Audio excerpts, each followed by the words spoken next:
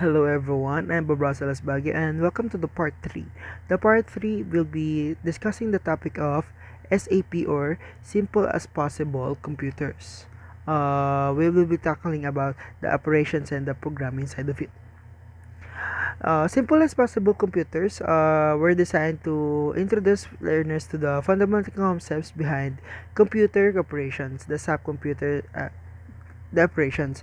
The subcomputers are divided into stages, each stage evolving from the previous one to introduce much more advanced ideas in computer architecture. The SAP1 or simple as possible microprocessor is the first stage in this evolution. Represents the most basic functional computer, serving as the learning tool to grasp how computers work in a fundamental level. The purpose of SAP1 is to provide a basic understanding of how computers process instructions, interacts with memory, and performs input and output operations using a limited instruction set.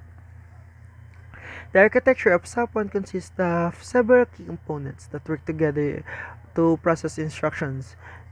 At the heart of the system is the program counter, uh, that stores and sends the memory address to the next instruction to be fetched and executed. The memory address register or the MAR holds the 4-bit address of data or instructions that reside in the memory, allowing the processors to retrieve the data. The SAP1 is the random access memory that the SAP1 is utilizing. It uses the 16 by 8 with 16 memory locations and each storing 8 bits of data. The RAM can be programmed manually before running a program using switches to input the address and data. The instruction register holds the current information and instruction fetched from the RAM and temporarily stores it while the instruction is being decoded and executed. The controller sequencer is basically the chaperone or the usher. It ensures the operations happen in the correct order by sending control signals to the various components to the system. The accumulator is the 8-bit buffer register that temporarily stores the immediate results during a computation, while the B registers acts as the secondary buffer, typically used in arithmetic operations.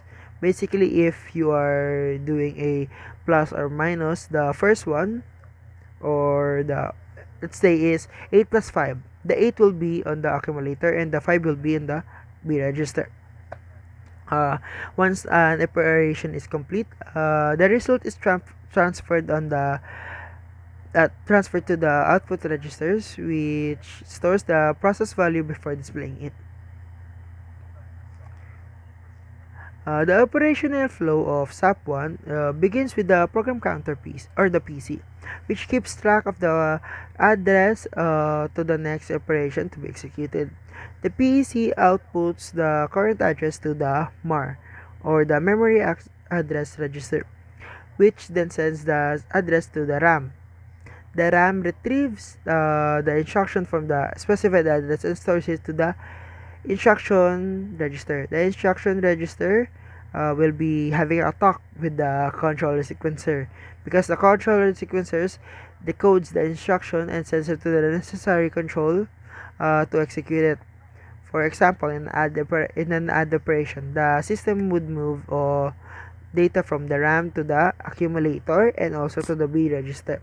And also to the arithmetic logic unit. I forgot to talk about that.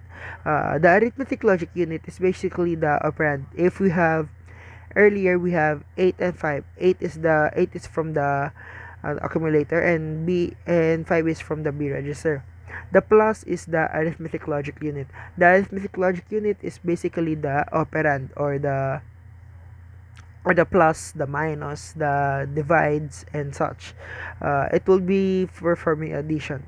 The result of the addition will be stored to the accumulator and will be transported into the output register if needed. In terms of components, the memory unit of SAP1 comprises both the memory address register or the MAR, and the random access memory. The MAR holds the address. The MAR holds the address, while the RAM stores the data or the instructions. The key registers used in SAP1 are the accumulator, the B register, the program counter, the instruction register, the memory address register, and the output register. So sorry for that mouthful. Each playing a distinct role in data storage and transfer. These registers ensure that the system can fetch, decode, and execute instructions efficiently. For instance, the accumulator holds the immediate results of the arithmetic operations, while the program counter keeps track of the sequence of instructions. Uh, because the SAP1 operates with the distinct time states like from T1, T2, T4, T5, and up to T6, which are used in sequence execution of instruction.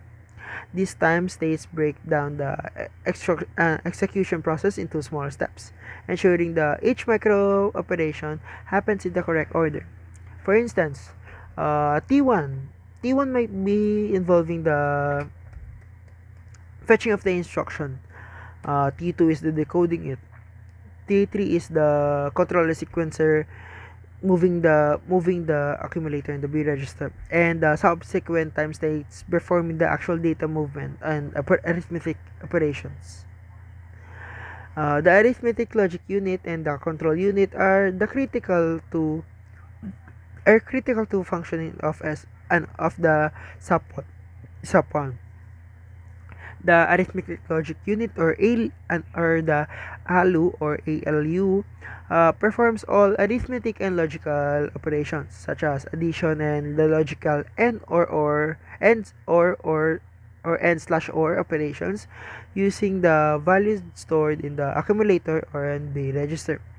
The control unit, through the controller sequencer, manages the flow of the control signals to ensure that each operation is carried out correctly in the right time. It ensures that instructions are properly executed by coordinating the actions of registers, ALU, and the memory components.